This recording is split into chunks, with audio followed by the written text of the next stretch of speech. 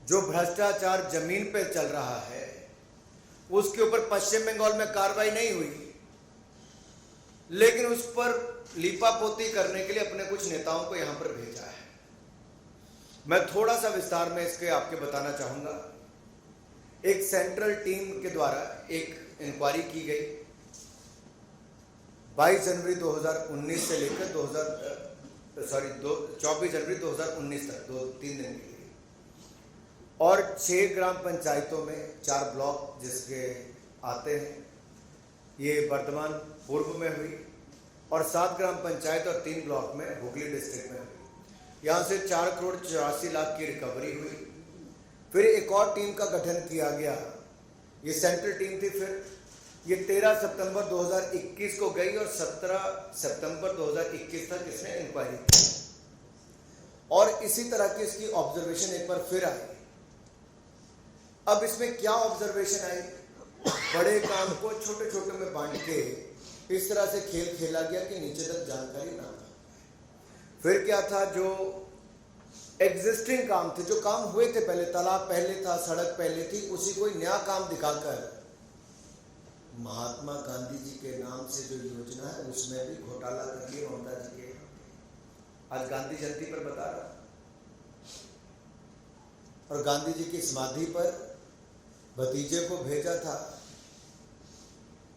और देखिए कैसे समय, जिस योजना पर इतना पैसा खाया गया, सड़क तालाब ये दिखाए गए जो कभी बने नहीं, जो पहले से ही थे, उसके नाम पर पैसे खा गए। मालदा डिस्ट्रिक्ट में छोटी नदियों से गाद निकालने के नाम पे पैसे खा गए, और जहां कंटीली तार लगानी या बाड़ लगाने की अनुमति नहीं होती वो भी काम इसमें करके अपने काम चल दिए।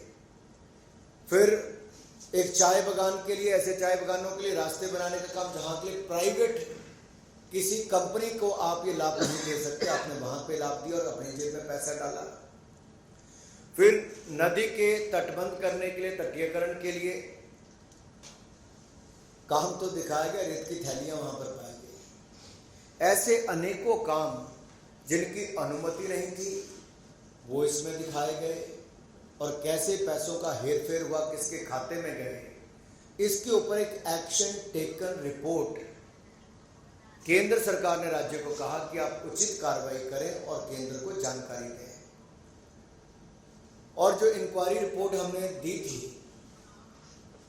6 मार्च 2019 को, और राज्य सरकार ने 3 महीने के बाद 19 जून को उसके ऊपर अपनी एक रिपोर्ट दी। उसमें कुछ नहीं कहा, केवल ये कह दिया कि इसके ऊपर ये कदम उठाने चाहिए, कदम उठाए नहीं, उठाने की बात कही। हमने फिर कहा कि गैर इजाजत के जो काम हुए उसके ऊपर कार्रवाई कीजिए। एक के बाद दूसरा कॉम्प्रिहेंसिव एटीआर उनको देने के लिए कहा गया, लेकिन राज्य की सरकार ने कुछ नहीं किया। 1 साल बीता, 2 साल बीते, बार बार मांग करने के बावजूद राज्य की सरकार ने उन अपराधियों के खिलाफ जिन्होंने गरीब जनता के लिए दिहाड़ी लगाकर मजदूरी करके अपने परिवार का पेट भरना था, उनका पैसा खा गई इनकी करप्ट सरकार के समय।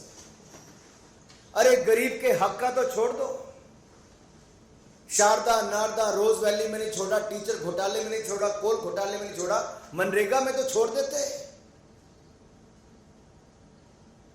अब यहीं भी नहीं रुके। पहली बार हुआ जब से मनरेगा की योजना चालू हुई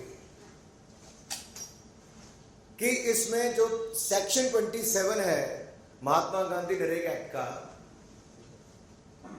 उसके अंतर्गत कार्रवाई की गई और उनको अब पैसा रोका गया। जब देखा कि 2-2 साल बीत जाते हैं, पश्चिम बंगाल की सरकार कोई कदम नहीं उठाती है, तब जाकर ये कदम उठाने पड़ते हैं।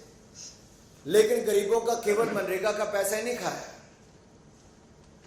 गरीबों का आवास भी, जिसके पास 2 मंजिल का घर, 3 मंजिल का घर, उसके नाम पर घर अलॉट कर दिए।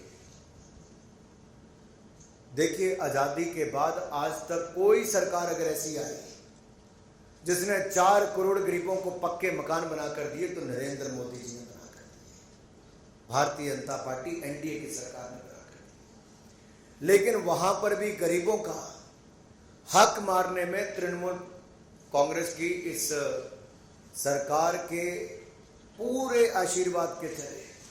कौन अधिकारी हैं, कौन इनके नेता हैं, कट मनी से लेकर जिनका बाकियों का नाम आता था, मैं पूछना चाहता हूं ममता बनर्जी जी से, क्या बताएंगे ये 3 मंजिला घर के मालिक का नाम प्रधानमंत्री आवास योजना में कैसे आया? ममता दीदी, जो पात्र लोग थे आपने उनको क्यों बाहर रखा? ममता दीदी, क्या गरीब का हक छीनने में थोड़ा सा भी दर्द नहीं हुआ ममता दीदी को? अपात्र लोगों को आवास योजना प्लस का हकदार बना दिया।